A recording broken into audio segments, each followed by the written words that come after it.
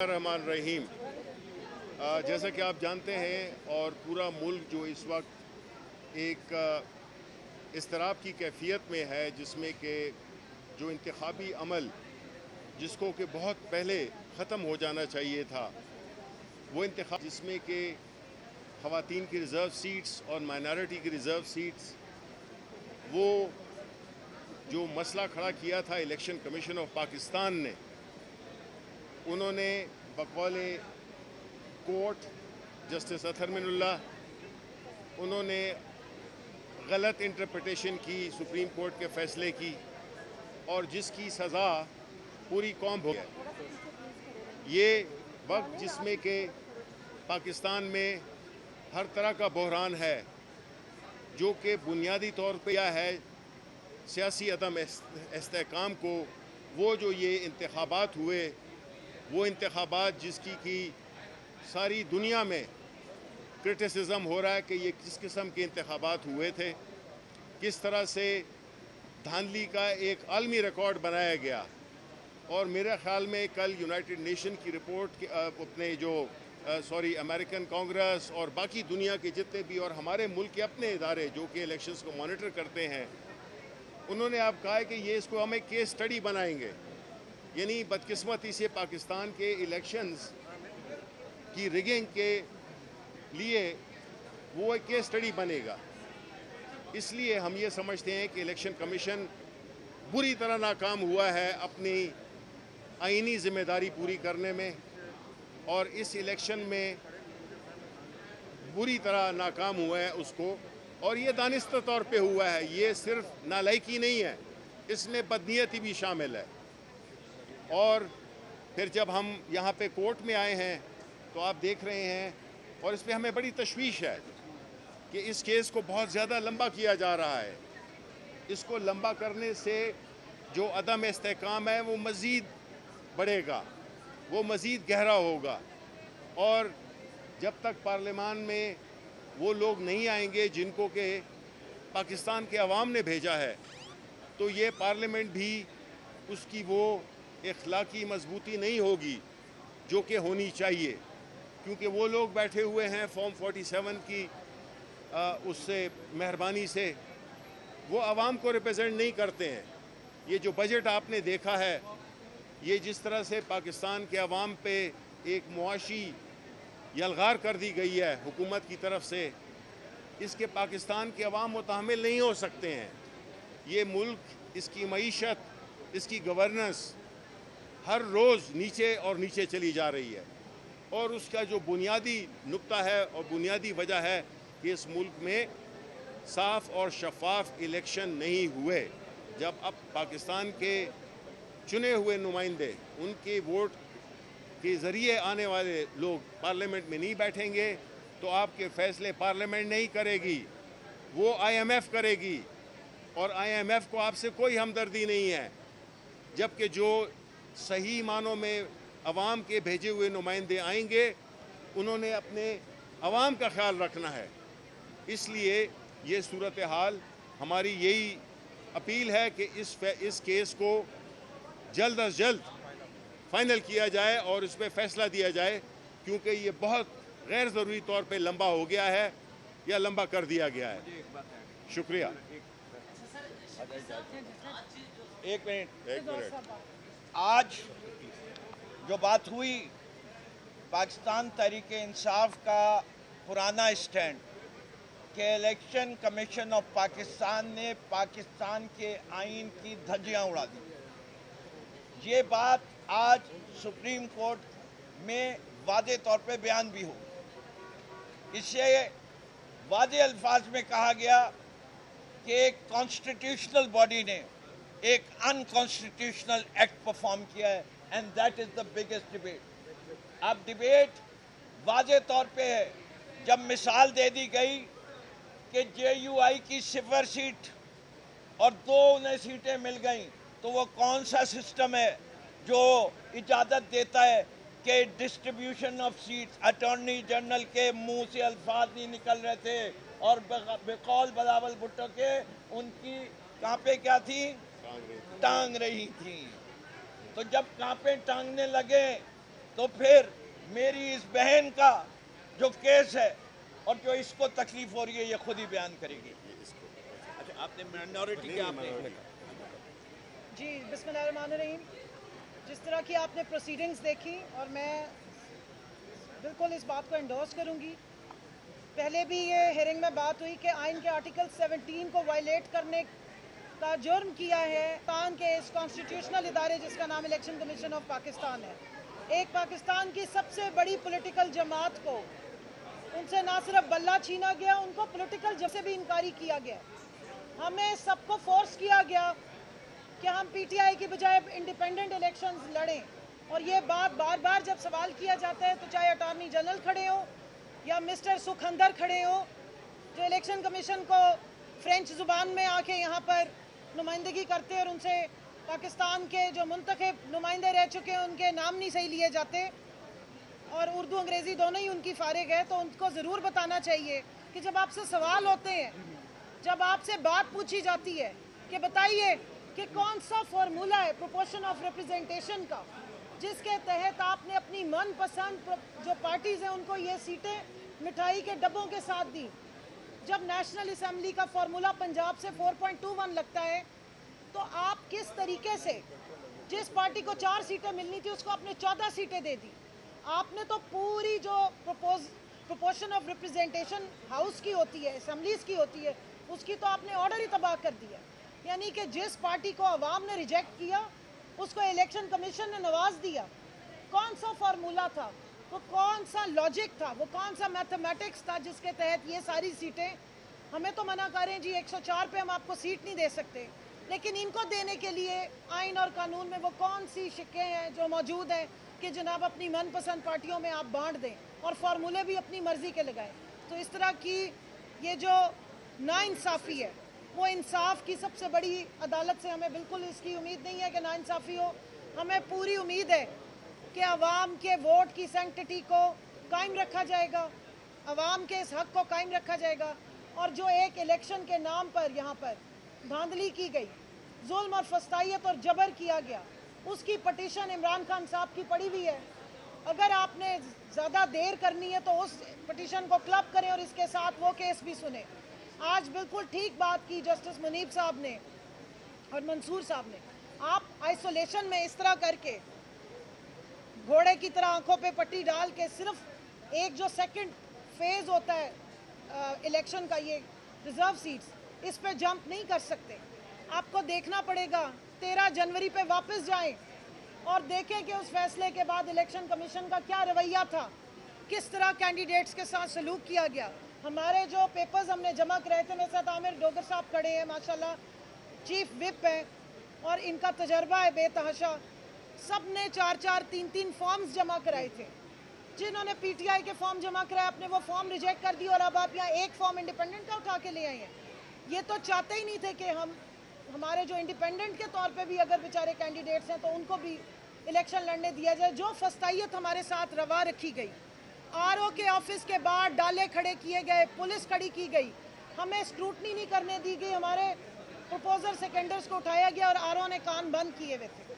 किसी एप्लीकेशन का जवाब नहीं दिया गया, हमें जाके अदालतों से अपने पेपर एक्सेप्ट कराने पड़े। इलेक्शन वाले दिन फस्तायत बर्ताव किया गया, आरओ के ऑफिस से दूर 25-30 फुट दूर हमें खड़ा किया गया, हमारे साथ जुल्म तशद्दुद किया गया। इस सारे को देखिए, ये अगर अदालत हमें नहीं देखेगी, ये अदालत अगर ह्यूमन राइट्स पे नज़र नहीं डालेगी और अगर बकौल जस्टिस याहिया अफरीदी के हिस्सा बकदरे जुस्सा नहीं देगी और जुस्से से ज़्यादा हिस्सा पकड़ा देगी और अपनी मोहब्बत वोट को इज्जत दो से ज़्यादा पार्टी बनेगी इलेक्शन में। इलेक्शन कमीशन एक न्यूट्रल इदारा होना चाहिए, आईनी इदारा होना चाहिए, उसका रवैया किसी एक पार्टी के साथ डिस्क्रिमिनेटरी नहीं होना चाहिए। लेकिन यहाँ हम देख रहे हैं कि इलेक्शन कमीशन तो पीटीआई का नाम सुनते ही तरमिलाना शुरू हो जाता है। तो ये वाला जो इम्प्रेशन है, मुझे पूरी उम्मीद है कि सुप्रीम कोर्ट में ये डिस्पेल होगा और बाकायदा इस पूरे इलेक्शन की भी इंक्वायरी होनी चाहिए कि इस पर क्या क्या किया गया। बिस्मिल्लाहिर्रहमानिर्रहीम। मैं सिर्फ 2 बातें करूँगा। आज जो इस मुल्क में सियासी बहरान है, जो आइनी बहरान है, जो मुआशी बहरान है, उसकी जिम्मेदार ये बिल्डिंग है और इसमें बैठे हुए ये अफराद हैं जिस बिल्डिंग के बाहर खड़े होकर हम आज बात कर रहे हैं। अगर तासुब पर मबनी ये फैसला ना किया जाता कि हमसे बल्ला ना छीना जाता और फिर इलेक्शन कमीशन उसके गलत इंटरप्रिटेशन ना करता, तो आज 24 करोड़ अवाम और आज इस मुल्क के आइन और कानून के साथ जो खिलवाड़ा हो रहा है ये ना होता। मुझे उम्मीद है कि यही ऑनरेबल सुप्रीम कोर्ट, और हम बचपन से सुनते थे कि कानून अंधा होता है और हम सब देख रहे हैं कि कानून अंधा है। ये केस जो डिले किया जा रहा है गैर ज़रूरी तौर पे, ये एक दिन का मुकदमा नहीं है। मैं खुद भी वकील हूँ, लेकिन आप देख रहे हैं कौम का वक्त ज़ाया किया जा रहा है, अवाम का वक्त ज़ाया किया जा रहा है, पैसा ज़ाया किया जा रहा है, आइन और कानून की धज्जियाँ उखेड़ी जा रही हैं। इसी नामुकम्मल पार्लियामेंट ने गुज़श्ता दिनों पाकिस्तान की तारीख का सबसे बड़ा जालिमाना अवाम दुश्मन बजट पेश किया। ये पार्लियामेंट नामुकम्मल, उससे पहले वो पार्टियां जिनकी तादाद भी मतलूबा उतनी नहीं थी, उनको हमारी सीटें देकर पार्लियामेंट को में जो प्रोसेस है वज़ीर आज़म के इलेक्शन का, बाकी इलेक्शनों का मुकम्मल किया गया और आज दिन तक इंतखाबी अमल मुकम्मल नहीं किया गया। आप जो भी कर लें, आज इमरान खान एक तहरीक और नज़रिए का नाम बन चुका है। ना सिर्फ खैबर से कराची तक 8 फरवरी को जिस तरह कौम ने खामोश इनकलाब के ज़रिए अवाम ने पाकिस्तान ने इमरान खान को वोट दिए, आज इमरान खान पूरी दुनिया का अजीम पॉपुलर लीडर बन चुका है। अक़वाम मुत्तहिदा की वर्किंग ग्रुप ने जो कल फैसला किया है वो इनके मुंह पर तमाचा है कि इमरान खान की गिरफ्तारी भी गैर कानूनी है और ये इलेक्शन भी जो है रिग्ड इलेक्शन है। और कितनी शर्म की बात है कि इस इलेक्शन को एक टेस्ट केस बना के पूरी दुनिया को दिखाया जाएगा, जिससे ना सिर्फ पाकिस्तान की साख जो है वो मुतासर होगी, बल्कि ये इलेक्शन कमीशन ऑफ पाकिस्तान जिसने अपना वक़ार भी खो दिया, अपनी साख भी खो दी, आइन और कानून की धज्जियाँ उड़ा दी। और आप जानते हैं कि जो फैसला लिखा लिखाया आता था वही इलेक्शन कमीशन आगे अनाउंस कर देता था। हम कहाँ जाएं, हम किसके आगे रोएं? हमें फिर भी उम्मीद है कि यही अदालत, यही जजेस जहाँ से काम ख़राब हुआ था यहीं से काम ठीक होगा। और हमें पूरी उम्मीद है कि ये आला अदलिया के जजेस इंसाफ पर मबनी फ़ैसला करेंगे और हमारी सीटें हमारे मैंडेट के मुताबिक हमें मिलेंगी। और इसी तरह आपने देखा तो कांग्रेस ने रेजोल्यूशन पास किया, ये दुनिया की तारीख में यूएस कांग्रेस ने पास किया, ये अनप्रेसिडेंट है। इससे बढ़कर इमरान खान की और क्या मकबूलियत होगी? आप कुछ भी कर लें, इमरान खान तो आज इस कौम का मजबूत, ताकतवर और अवाम का पॉपुलर लीडर है और वो तो इंशाल्लाह जेल से रिहा होगा और इस मुल्क का वज़ीर आज़म बनेगा इंशाल्लाह। देखिए, कल जो ह्यूमन राइट्स अक़वाम मुत्तहिदा के ह्यूमन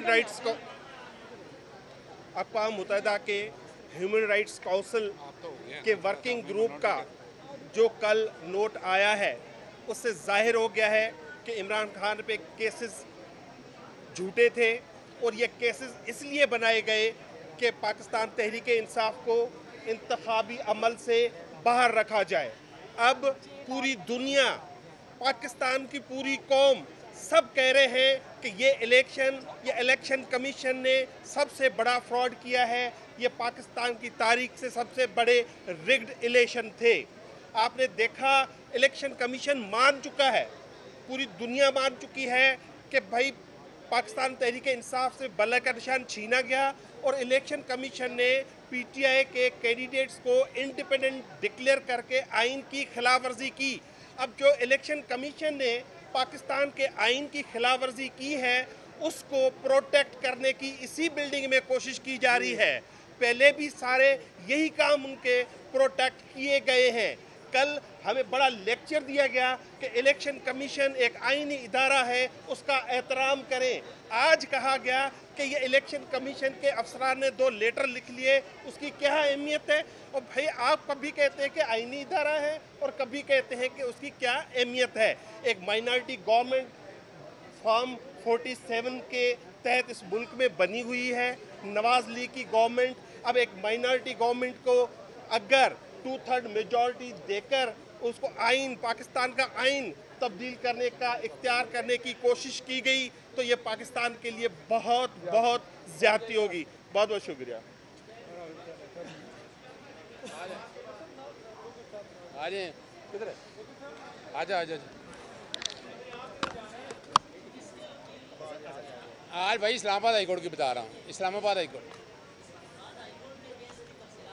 देखिए, आज जो सबसे अहम मामला है वो आपको पता है, पैमरा की तरफ से जो पाबंदियां लगाई गई हैं वो इस्लामाबाद हाई कोर्ट के अंदर हेयरिंग हुई है और पैमरा के वकील अदालत को सेटिस्फाई नहीं कर सके कि क्या बुनियाद है। अदालत ने कहा कि इंफॉर्मेशन का ये दौर है और आप जो कोर्ट रिपोर्टिंग आप इसको कैसे रोक सकते हैं। ये चीफ जस्टिस आमिर फारूक साहब के सामने आज समाअत हुई है और जो डायरेक्टिव जारी किया है उसकी कोई आईनी और कानूनी हैसियत नहीं है। आइन के आर्टिकल 19 और 19(1) के तहत आपको बताना है। फिर अरशद शरीफ वाली जजमेंट में कहा है कि कोर्ट रिपोर्टिंग आप कर सकते हैं, आप रोक नहीं सकते, आप रोक नहीं सकते हैं। उन्होंने कहा चैनल नहीं आए, बताया कि आवाम देखना चाहती है, सहाफ़ी देखना चाहते हैं, लेकिन ये पैमरा कौन होता है रोक सकती है। पैमरा ने कोशिश बड़ी की आज कि किसी ना किसी तरह से इस बात को वो सामने ला सके, लेकिन they had failed to satisfy the court. अभी राइट नाउ कल का उन्होंने टाइम लिया है, इंशाल्लाह उम्मीद है। और ये भी कहा है कि डिसइंफॉर्मेशन की हद तक हमने कहा कोई गलत इन्फॉर्मेशन देता है तो आप रोक दें, मगर ये नहीं हो सकता। दूसरा जो अहम इशू है आपका इलेक्शन सिंबल लेने का, इस्लामाबाद हाई कोर्ट के अंदर आज इलेक्शन कमीशन पैंतरे बदलता रहा है। वो कहता रहा है कि सुप्रीम कोर्ट पहले फैसला करे। वहाँ जो सवाल है कि सेक्शन 215 जो है जो सिंबल लेने का इख्तियार देता है वो आइन के आर्टिकल 17 से मुतसादम है। और जो यहाँ कहा जा रहा है कि पाकिस्तान तहरीक इंसाफ को इलेक्शन लड़ा गया, लड़ने की इजाज़त दी, वो रिकॉर्ड पे रखा है। सलमान अकरम राजा ने लाहौर हाई कोर्ट में कानूनी दरख्वास्त दायर की कि उनको फॉर्म 33 में पीटीआई का कैंडिडेट दे दें, और मैंने वो आर्डर 2 फरवरी का पढ़ के बताया है इस्लामाबाद हाई कोर्ट के चीफ जस्टिस को कि जिसमें कहा गया, जिसमें बड़ी वजाहत में कहा गया कि जनाब इलेक्शन कमीशन ने ऑर्डर पास किया 5 मेंबर ने कि पीटीआई का नाम भी नहीं लिखा जा सकता फॉर्म 33 में, तो इस तरह बैन कर दिया गया इलेक्शन लड़ने से। चीफ जस्टिस साहब का यही रिमार्क्स थे कि अदालत को आप सेटिस्फाई करें, क्या सिंबल लेने से पार्टी बैन की जा सकती है। फिर रूल 94 का बताया गया कि मखसूस नशिस्तों के हवाले से लिखा हुआ है कि मखसूस नशिस्तें उसको मिलनी है कि जिसके पास इंतखाबी निशान हो। अदालत ने इस पर इलेक्शन कमीशन से पूछा कि वो अपना स्टांस बताए कि वो क्या कहती है, क्या सिंबल लेने से पार्टी बैन हो सकती है। वहाँ पर इन्होंने एक एतराज़ उठाया कि सुप्रीम कोर्ट देख रही है इस मामले को, अभी इल्तवा कर दिया है। मैंने कहा जी मेरा केस है, ये नहीं है। सुप्रीम कोर्ट के अंदर मखसूस नशिस्तें हैं। मेरा केस बड़ा वाज़ेह है कि सेक्शन 215 जो है 215 वो आइन से मुतसादम है जो सिंबल लेने का इख्तियार देता है, और इस तरह रूल 94 भी। और अगर Islamabad high court section 215 ultra vires declare कर देती है, मुतसादम डिक्लेयर करती है, या रूल 94 डिक्लेयर कर देती है, तो मखसूस नशिस्तें पीटीआई के पास ऑटोमेटिकली आ जाएंगी। केस की समाअत जुमे के लिए, आइंदा जुमे के लिए मुलतवी हुई है। बिस्मिल्लाहिर्रहमानिर्रहीम। छोटी सी बात करूँगा। गर्मी बहुत ज़्यादा है, महंगाई भी बहुत ज़्यादा है। आज अगर कोई महंगाई पे बात ना करे तो मेरा ख्याल है वो बड़ी ज़्यादती होगी। अवाम का बुरा हाल हो गया है। आज दूसरा दिन है नए माली साल का, और जो महंगाई अभी से जो लोगों पे इम्पैक्ट पड़ना शुरू हुआ है, आपने देखा कि रातों रात जिस तरह से पेट्रोल डीज़ल की कीमतें बढ़ा दी गई, ये बिल्कुल ये वाज़े हो गया है कि ये किसी तौर पे भी ये फॉर्म 47 वाले ये अवाम के मुखलिस नहीं है, क्योंकि अवाम के वोटों से तो ये आई नहीं है। तो ये जो बजट इन्होंने बनाया है, टैक्सेस की जो भरमार की है, जो तनख्वाहदार तबका है उस पर जो टैक्स इन्होंने लगाए हैं, वो इस तरह के चीज़ें अब दस्तरस से बाहर हो गई हैं। एक फार्मूला है कि आप टैक्स नेट बढ़ाएं, ये नहीं जो पहले से टैक्स दे रहे हैं उस पर और टैक्स डाल दें। उस बेचारे का तो आप अप्रिशिएट करें, उसको रिवॉर्ड्स दें कि वो टैक्स देता जा रहा है, उसको बजाय इसके कि रिवॉर्ड देने के उस पर और टैक्स डाल देते हैं। टैक्स नेट नहीं बढ़ाते। टैक्स नेट को एक्सपैंड करना चाहिए। जो इतने बड़े बड़े सरमायादार हैं, जागीरदार हैं, इतने बड़े बड़े एक जो पूरा एक अशराफिया है, वो तो टैक्स देता नहीं है, वो तो टैक्स चोरी करता है, लेकिन जो आम आदमी है, जो पिसा हुआ तबका है, उसको मज़ीद पिसा जा रहा है। तो ये इस पे आवाज़ उठानी चाहिए। दूसरा, मखसूस नशिस्तें। एक बात आज भी अदालत ने एक बात बिल्कुल उभर कर सामने आई है अदालत की तरफ से कि इलेक्शन कमीशन ने जो पीटीआई को एज पॉलिटिकल पार्टी ना मानकर इलेक्शन में एक इस सुप्रीम कोर्ट का जो फैसला था बल्ले के निशान के हवाले से उसकी गलत तशरीह भी की है और दूसरा कॉन्स्टिट्यूशन को वायलेट भी किया है। ये बात सामने आई है। इसके बाद अगर वो वायलेशन थी कॉन्स्टिट्यूशन की तो इसका मतलब कि पीटीआई के जो उम्मीदवार थे उन्हें पीटीआई के उम्मीदवार ना रखकर, ना मानकर आपने उनको आज़ाद होने पर मजबूर किया और वो आज़ाद इलेक्शन लड़े। फिर उन्होंने जब वो पीटीआई ज्वाइन भी करना चाहते थे, पीटीआई तो सामने थी नहीं, इलेक्शन कमीशन ने नहीं रखी, उन्होंने कहा आप नहीं कर सकते, तो उन्होंने सुन्नी इत्तेहाद कौंसिल किया। अब इससे होगा क्या? नंबर 1, पीटीआई रिस्टोर होती है, ये जो बात हुई है। दूसरी चीज़, पीटीआई के सारे जो हैं उनको मखसूस नशिस्तें उनको मिलती हैं। अगर दूसरी चीज़ पे चले जाएं तो वो भी मान लिया और वो नोटिफिकेशंस भी सामने आ गए अदालत के कि सुन्नी इत्तेहाद कौंसिल एक पार्लिमानी पार्टी थी, उस बेसिस पे भी सुन्नी इत्तेहाद कौंसिल को तो या नशिस्तें पीटीआई को मिलती हैं या सुन्नी इत्तेहाद को मिलती हैं। तीसरी कोई चीज़ इसमें नज़र नहीं आती है। आज जो है फ़ैसला आना था, आज ये कहा गया था कि 1.5 बजे तक जो है फ़ैसला ना भी आता, आज कंक्लूड करना था इस पूरी हेयरिंग को और फिर फ़ैसला रिजर्व करना था कि जो भी, लेकिन आज कंक्लूड हो। लेकिन इससे पहले कहा गया था कि 24 और 25 तारीख को कंक्लूड होगा जून की। आज हम जुलाई में हैं, आज 2 जुलाई है और अब 9 जुलाई को लास्ट हेयरिंग होगी। फिर 25 मिनट का काम रह गया है। सलमान अकरम राजा और फैसल सिद्दीकी का रिबटल रह गया है, तो दोनों ने बताया कि मिल के वो 25 से 30 मिनट देंगे। तो अब वो होगा, चलो सब्र करते हैं, सब्र का फल अल्लाह करे कि मीठा हो और इंशाअल्लाह ये जो सीटें हैं मखसूस नशिस्तें, अवाम का हक है ना, जिधर उन्होंने वोट दिया है वो उधर ही मिलनी चाहिए। सीधी बात है इसमें कि जिधर वोट उसकी नशिस्तें हैं। हम उम्मीद करते हैं कि ये नशिस्तें पीटीआई की हैं, इमरान खान के कैंडिडेट्स की हैं, अक़लियतों की भी और हमारी ख़वातीन की भी। ये इंशाअल्लाह उनका हक